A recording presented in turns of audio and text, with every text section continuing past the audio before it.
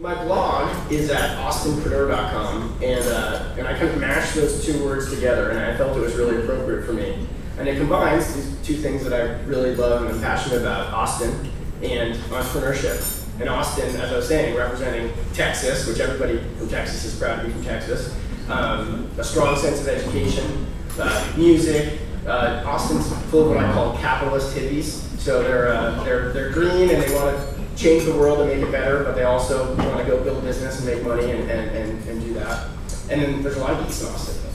I'm a tech entrepreneur, and I probably should caveat that my talk today is a little bit slanted towards tech startups and tech companies, although many of these things will apply to other startups as well. And more, even companies that you wouldn't think were a tech company are becoming tech companies, because almost every company needs to have a website. Almost every company is going to end up promoting themselves through the internet and attracting customers and doing business through it, even if it's not what they consider to be their core business.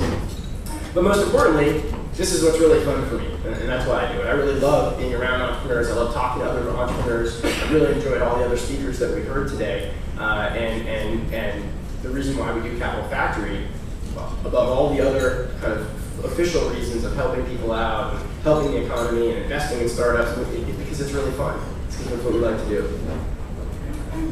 So I'm going to mention a few books today that have had a big influence on me. The first one was published in 1937, and after about 25 years of research. But I think it's just as relevant today as it was 75 years ago. And it was actually commissioned by Andrew Carnegie, a great Industrial Revolution entrepreneur. And he asked this guy, Napoleon Hill, to go and study all these incredible entrepreneurs. And they included, at the time, these people were people like Thomas Edison, and Alexander Graham Bell, and Henry Ford, Charles Schwab, and Theodore Roosevelt, so a lot of famous figures from history, and hundreds of others that he talked to over 25 years collecting all this information. And at the end, they think they came up with the secret to wealth and to success. And part of the theory of the book is that I can't tell you what it is. That if I were to just tell it to you, you wouldn't get it. You have to learn it through reading the stories and the experience and whatnot. But I'd summarize it, although you're not going to get it just from this. But I'd summarize it by saying it's really about believing in yourself. You're never going to get there if you don't think you can do it, because you're asking a lot of other people to believe in you. You have to be able to picture that success and really envision it, and you can't give up. And that's kind of what it comes down to. I really highly recommend that you read the book. It's a very short book and easy to get through, and it's really, I think, made a difference in how I think about what I do. So, as I look back at my family, I feel like I'm surrounded by entrepreneurs. I didn't know that growing up. I didn't think, wow, there's something different about my family, or my family, I was entrepreneurs. But then as I got into college and I started to think about starting my own company, it kind of dawned upon me that, one of my grandfathers actually both of my grandfathers owned small retail stores. My uncle was the president of a fairly large national apparel company. My father is a photographer that runs an independent studio. Most of these aren't really big businesses. But they were all entrepreneurs. They all worked for themselves, and they all ran their own business. And then even the women in my family, actually, I find as I look back. My mother, although she's a school teacher, she had a side business selling wedding invitations to help with my dad's photography business. My sisters, one of them is an independent film producer, which is very much being an entrepreneur, and the other one runs an independent catering business.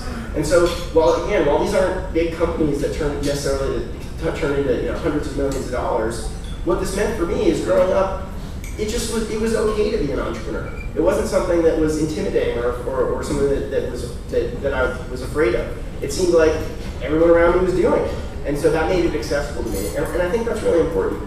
As I've talked to some of the entrepreneurs here last night and today, some of the feedback I've gotten about Puerto Rico is that you're often discouraged from being an entrepreneur. That people say, why would you want to do that? Why don't you go get a government job? Have a nice, safe job. And that can make it really intimidating, on top of all the other things that make it hard to be an entrepreneur. And so I think having a strong family background really helps encourage that for me. Linked to that is another book that I want to mention. This book was referred to me by David Rose, who's the chair of the New York Angels, another big angel group. And it's called The Hypomanic Edge.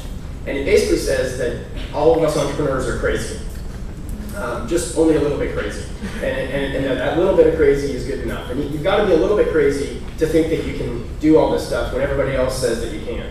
And you've got to be a little bit crazy to be so kind of maniacal about it, to be so obsessed with your startup and your business, which is really what it takes to succeed.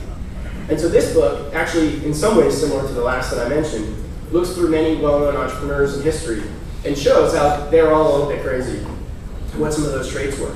It talks about how immigrants to the United States had to be a little bit crazy, right? Because they were like getting on a boat and traveling for 2 months to go to this place that they didn't really know, to start a new life, leaving all their friends behind. And that's what created America.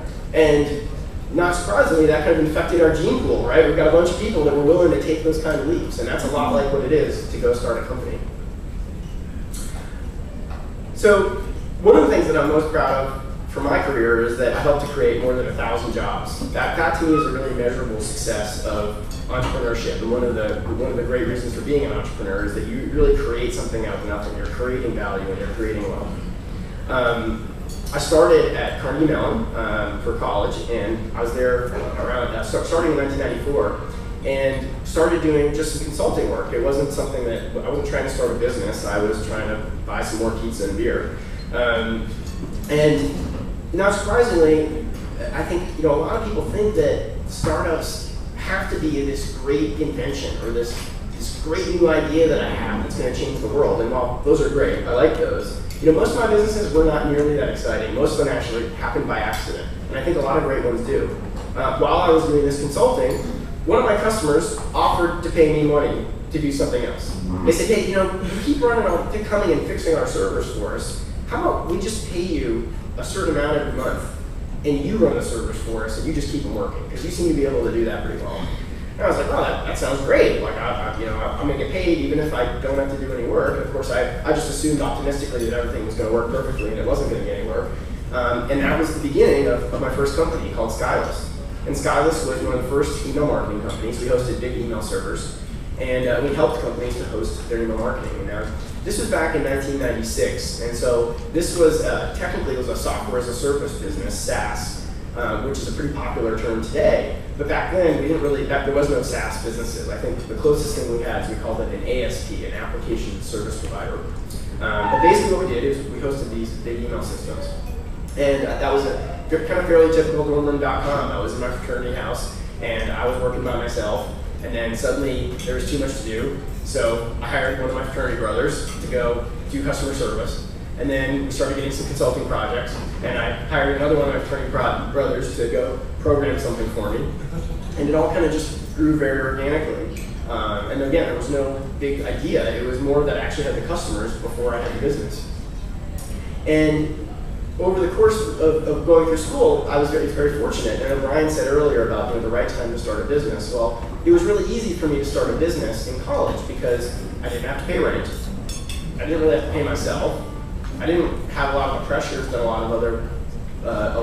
somebody out in the industry might have. I didn't have a family or other people I had to support. And so it was really easy to start a business then, and it was a really great time for me to grow it. And I was able to do it really at its own pace. And so over the course of while I was in school for 4 or 5 years, the business just slowly grew to the point where when I graduated, it wasn't a really big business, but it was big enough that I didn't have to go take a job. And I was like, could buy more beer than anyone else in my fraternity.